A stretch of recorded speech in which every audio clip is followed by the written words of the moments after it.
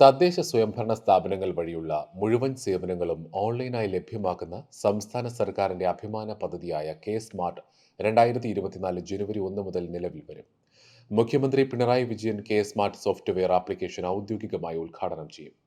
2024 ജനുവരി 1 രാവിലെ 10:30 കൊച്ചി ഗോകുലം കൺവെൻഷൻ സെന്ററിൽ നടക്കുന്ന ചടങ്ങിൽ തദ്ദേശ സ്വയംഭരണ എക്സൈസ് വകുപ്പ് മന്ത്രി എം.പി. രാജേഷ് അധ്യക്ഷത വഹിക്കും.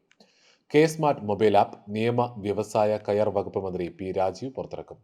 കെ സ്മാർട്ട് അഥവാ Kerala solutions for managing administrative reformation and transformation നിലവിൽ വരുന്നതോടെ തദ്ദേശ സ്വയംഭരണ സ്ഥാപനങ്ങളുടെ സേവനങ്ങൾ വിരൽത്തുമ്പിൽ ലഭ്യമാകും. കേരളത്തിലെ എല്ലാ മുനിസിപ്പൽ കോർപ്പറേഷനുകളിലും മുനിസിപ്പാലിറ്റികളിലുമാണ് ആദ്യഘട്ടത്തിൽ കെ സ്മാർട്ട് വിന്യസിക്കുന്നത്.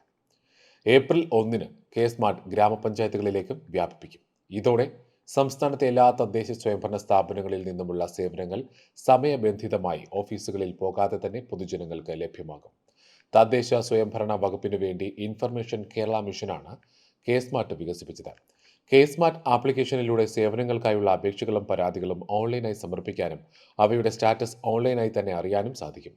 അതിനായി അപേക്ഷകളുടെയും പരാതികളുടെയും കൈപ്പറ്റി രസീത് പരാതിക്കാരന്റെ അല്ലെങ്കിൽ അപേക്ഷകന്റെ ലോഗിനിലും വാട്സപ്പിലും ഇമെയിലിലും ലഭ്യമാകുന്ന ഇന്റഗ്രേറ്റഡ് മെസ്സേജിംഗ് സംവിധാനവും ഒരുക്കിയിട്ടുണ്ട്. ഈ ഗവേണൻസിൽ കേരളത്തിന്റെ മുന്നേറ്റത്തിന് പുത്തൻ വേഗം പകരുന്ന സംവിധാനമാകും കെ സ്മാർട്ട്. കേരളത്തിന്റെ ഈ ശ്രദ്ധേയ ചുവടുവയ്പ് നേരിട്ടറിഞ്ഞ് ഇതിനകം തന്നെ മറ്റ് സംസ്ഥാനങ്ങൾ കെ സ്മാർട്ടിന്റെ മാതൃകയിലുള്ള ആപ്പ് വികസിപ്പിക്കാൻ എ.കെ.എമ്മിനെ സമീപിച്ചിട്ടുണ്ട്.